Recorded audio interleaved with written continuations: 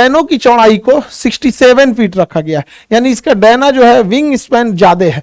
जितना ज्यादा wing span रहेगा वो हवा में उतना ज्यादा स्टेबल रहेगा, वो कोई भी चीज स्टेबिलिटी उसकी बढ़ जाती है। इसमें टर्बोप्रॉप टाइप के इंजन लगे गए हैं जिसके फैन बाहर होते हैं।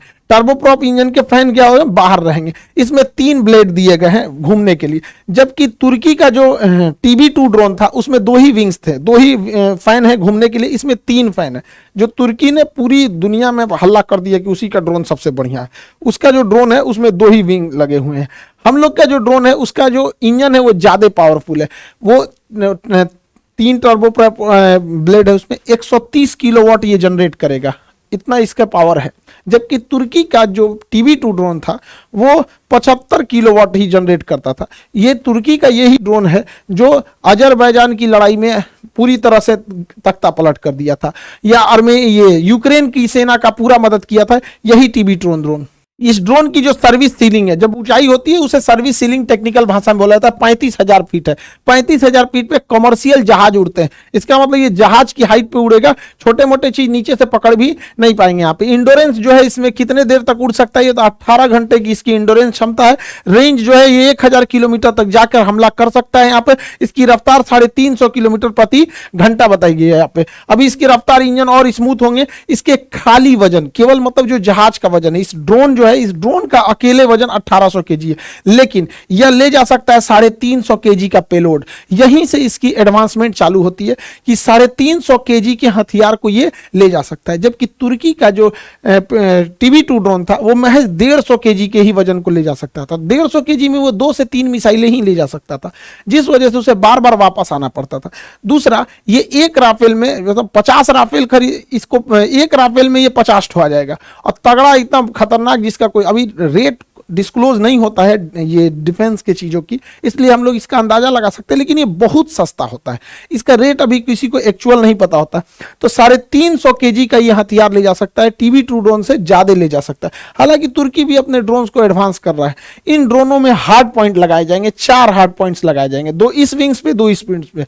हार्ड पॉइंट उसे कहते हैं जहां पर हम हथियारों को अटैच कर सकते हैं। तो इसमें 4 हार्ड पॉइंट लगा दिए जाएंगे जहां से हम हथियारों को अटैच कर सके और फिर उससे हम लोग फायर कर सकते हैं। ये ड्रोन ज्यादातर काम आते हैं टैंक्स वगैरह को उड़ाने के लिए यहाँ पे। और हम लोगों ने टैंक को उड़ाने के लिए पहले से ही ऑलरेडी मिसाइल डेवलप कर लिया है, Helina missile. Helina missile tanks के लिए एकदम घातक साबित होती है। अब हेलिना मिसाइल अकेले का वजन 50 केजी है। एक हेलिना मिसाइल का वजन 50 केजी है। तो अगर हम 7 ठो हेलिना मिसाइल लाद देते हैं तो 350 केजी टोटल वेट हो जाता है। और आपको पता है कि इसकी क्षमता ही जो है वो 350 केजी उठाने की है। यानी हम लोग एक साथ 7 हेलिना मिसाइल छोड़ सकते हैं। यानी वो करोड़ों का टैंक भेजो, हम यहां से ड्रोन भेजते रहेंगे।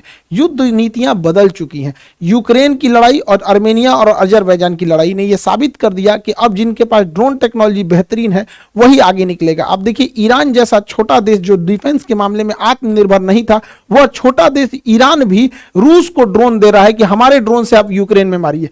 तुर्की जो भी हथियार के निर्यात में उतना नहीं प्रसिद्ध था, लेकिन उसने भी यूक्रेन को दिया मारने के लिए, और ये ड्रोन तख्ता पलट कर दिए, पूरी तरह से माहौल बदल दिए। ये ड्रोन बहुत सस्ते होते हैं, मेन लड़ाई इसी चीज की, बहुत सस्ते होते हैं। यहाँ पर ड्रोन में कोई पायलट नहीं बैठता, इसलिए ह्यूमन कैजुअलिटी का कोई बात नहीं होता है। तो ये आर्मर ड्रोन अब हो जाएगा, ये TB2 ड्रोन, और 7 मिसाइलों को ले जा सकता है। और टैंक का हाल ये हो जाता है, देख सकते हैं यहाँ पर।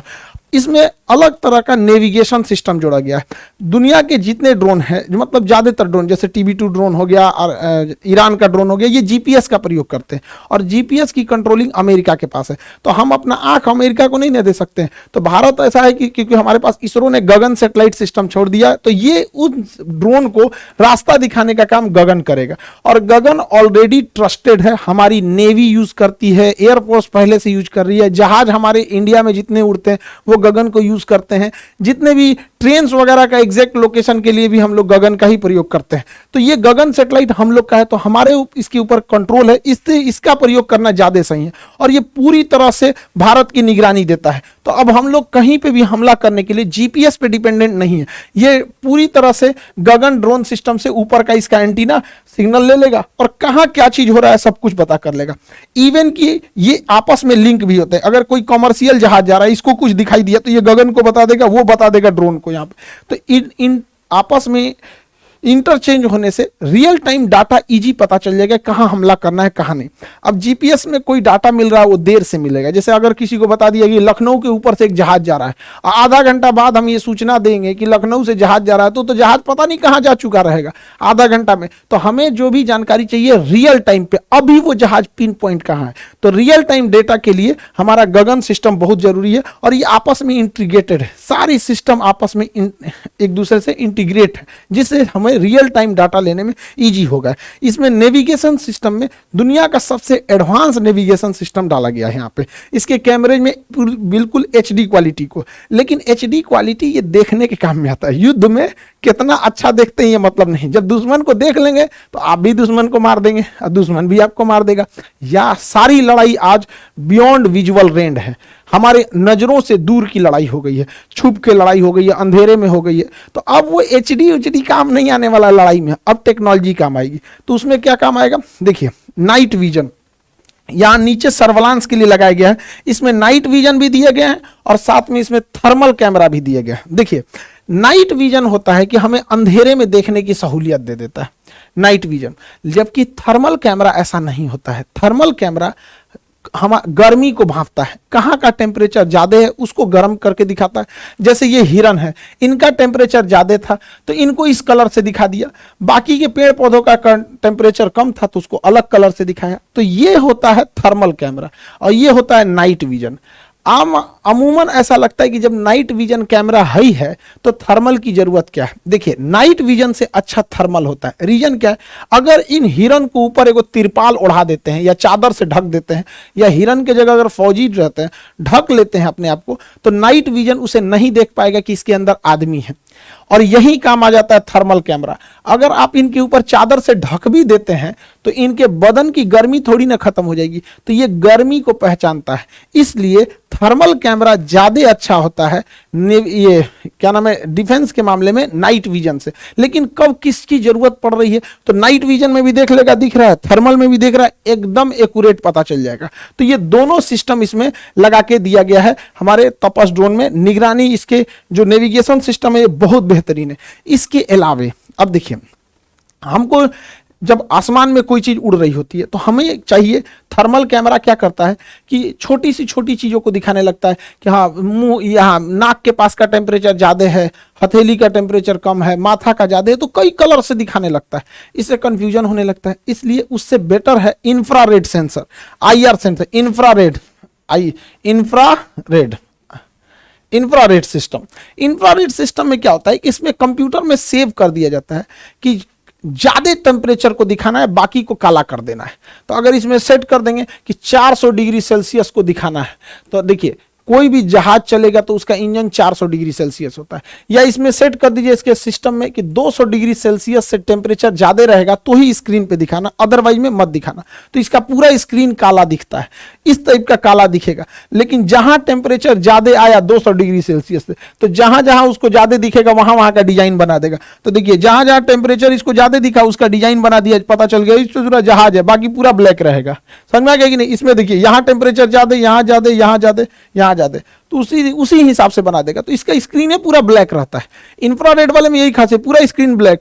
अब जो आ गया सीधे मारो, जो आ गया मार दो यहाँ पे। तो इस पे इससे भी अटैक करने में इजी हो जाएगा। यहाँ पे देखिए इसका टेम्परेचर ज्यादा था तो पकड़ लिया, तो इंफ्रारेड। तो नेविगेशन की कितनी बेहतरीन व्यवस्था रखी गई। लेकिन ये सारा नेविगेशन फेल हो जाता है, जानते हैं कब, जब कोई जहाज ग्राउंड पर हो और उस ग्राउंड के जहाज का इंजन ऑफ हो, तो पकड़ना काफी मुश्किल होता है। तो अभी के समय में सबसे एडवांस टेक्नोलॉजी है वो है सिंथेटिक अपर्चर रडार।